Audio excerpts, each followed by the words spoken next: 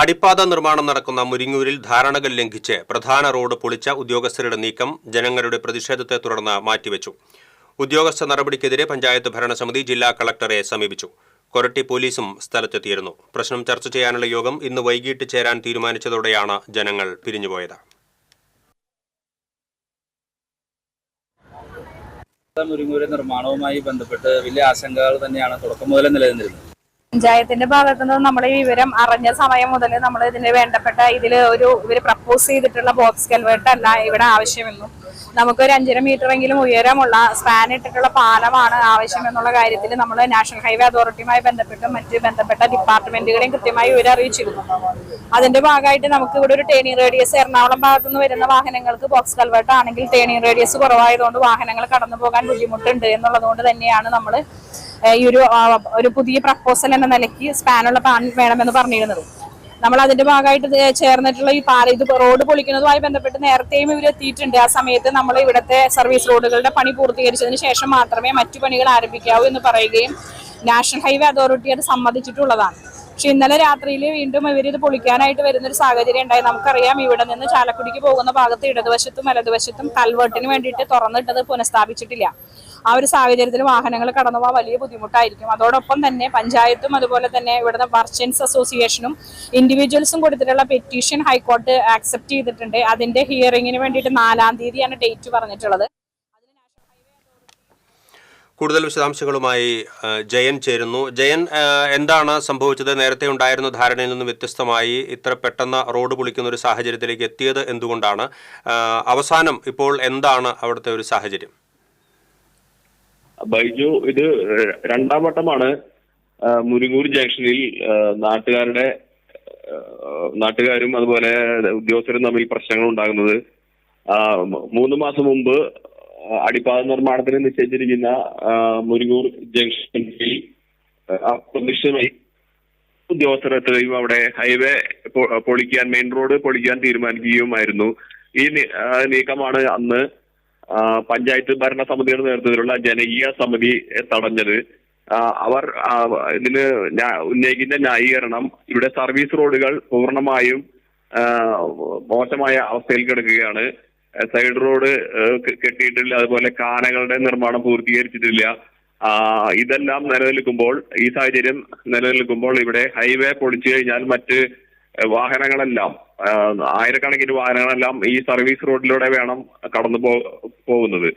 ഈ സാഹചര്യത്തിൽ റോഡ് മോശമായി, അതുപോലെ വളരെ ഗുരുതരമായ ഗതാഗത സ്തംഭനം ഉണ്ടാവുകയും അപകടങ്ങൾക്ക് ഇത് കാരണമാവുകയും ഒക്കെ ചെയ്യുമെന്നാണ് പഞ്ചായത്തും അതുപോലെ ജനങ്ങളും മർച്ചന്റ് അസോസിയേഷനും എല്ലാം ഉന്നയിക്കുന്ന പ്രശ്നം. ഇത് വകവയ്ക്കാതെയായിരുന്നു അധികൃതർ അന്ന് ഇതിന് ശ്രമിച്ചതെങ്കിലും ശക്തമായ പ്രതിഷേധത്തെ തുടർന്ന് അവർ പിൻവാങ്ങി. പക്ഷേ ഇന്നലെ അങ്ങനെ ആയിരുന്നില്ല. ഇന്നലെ രാത്രി 9:30-ഓടെ സർവ്വസന്നാഹങ്ങളുമായി ഉദ്യോഗസ്ഥർ ഹൈവേ പൊളിക്കാൻ ശ്രമിച്ചപ്പോൾ പഞ്ചായത്ത് പ്രസിഡന്റ് MS സുനിതയുടെ നേതൃത്വത്തിൽ ജനകീയ സമിതി സ്ഥലത്തെത്തുകയും ഇത് തടയുകയുമായിരുന്നു. പിന്നീട് വാക്കുതർക്കത്തിന് ശേഷം ഉദ്യോഗസ്ഥർ പിൻവാങ്ങിയെങ്കിലും ഇന്ന് പുലർച്ചെ 4 മണിയോടെ അതീവ രഹസ്യമായി എത്തി ഇവർ ഈ കൃത്യം നിർവഹിക്കുകയായിരുന്നു. കൊരട്ടി ചാലക്കുടി റൂട്ടിലേക്കുള്ള ഭാഗമാണ് പുലർച്ചെ പൊളിച്ചത്. ഒരു 20 മീറ്ററോളം ഇവർ റോഡ് പൊളിച്ചു കഴിഞ്ഞു. ഇതോടെ വാഹനങ്ങളെല്ലാം മറ്റു വഴിക്ക് സർവീസ് റോഡിലേക്ക് തൃശ്ശൂർ ഭാഗത്തേക്കുള്ള ഭാഗത്തേക്കുള്ള വാഹനങ്ങളെല്ലാം ആ ഭാഗത്തേക്ക് സർവീസ് റോഡിലൂടെയാണ് ഇപ്പോൾ സർവീസ് നടത്തുന്നത്. ഇത് ഇപ്പോൾ തന്നെ ഇവിടെ ഗതാഗത സ്തംഭനത്തിന് ഇടയാക്കിയിട്ടുണ്ട്. ഇതോടെ ഈ പൊളിച്ചുകൊണ്ടിരിക്കുന്ന സമയത്ത് പ്രസിഡന്റും പഞ്ചായത്ത് പ്രസിഡന്റും മറ്റ് വൈസ് പ്രസിഡന്റും എല്ലാവരും, മർച്ചന്റ് അസോസിയേഷനും എല്ലാവരും രംഗത്തെത്തുകയും ഇവരുടെ ഉദ്യമം തടയുകയുമായിരുന്നു. ഈ അല്പം സംഘർഷത്തിലേക്ക് കാര്യങ്ങൾ എത്തുമോ എന്ന ഒരു സാഹചര്യം നിലനിന്നിരുന്നു. അപ്പോഴേക്കും കൊരട്ടി പോലീസ് സ്ഥലത്തെത്തുകയും ഇവരെ എല്ലാം അനുനയിപ്പിച്ച് പിന്നീട് അത് പ്രശ്നം ചർച്ച ചെയ്യണമെന്ന ഒരു ധാരണയിൽ തൽക്കാലം പിരിയുകയുമായിരുന്നു. പക്ഷെ വീണ്ടും രാവിലെ 11 മണിയോടെ ഹൈവേ ഉദ്യോഗസ്ഥർ JCB അടക്കമുള്ള വാഹനങ്ങളുമായി എത്തുകയും വീണ്ടും റോഡ് പൊളിക്കാനുള്ള ഒരു ശ്രമം നടത്തുകയും ചെയ്തു. ഇത് വീണ്ടും സംഘർഷത്തിലേക്ക് കാര്യങ്ങൾ എത്തിച്ചു. ചാലക്കുടിയിൽ നിന്ന് മർച്ചന്റ് അസോസിയേഷന്റെ പ്രസിഡന്റ് ജോയി മൂത്താടനും അതുപോലെ MS Sunitha panchayat president, vice president PO Poly അടക്കം ജനപ്രതിനിധികളും അതുപോലെ മറ്റ് രാഷ്ട്രീയ നേതാക്കളും എല്ലാം രംഗത്തെത്തുകയും ഈ ഉദ്യോഗസ്ഥരുടെ ഈ നീക്കത്തെ ശക്തമായി എതിർക്കുകയും ചെയ്തു. നിലവിൽ നിർമ്മാണ പ്രവർത്തനങ്ങൾ നിർത്തിവെച്ചിരിക്കുകയാണോ? റോഡ് പൊളിക്കുന്ന നടപടി നിർത്തിവെച്ചിരിക്കുകയാണോ? സ്ഥലത്തെത്തി പ്രശ്നങ്ങൾ പരിഹരിക്കാൻ അവർ സജീവമായി ഇടപെട്ടു. ഇതിനിടയിൽ MS സുനിത പറയുന്നത് ഏപ്രിൽ 4 ഹൈക്കോടതിയിൽ ഇവർ നൽകിയ കേസ് വാദം കേൾക്കാൻ വെച്ചിരിക്കുകയാണ്.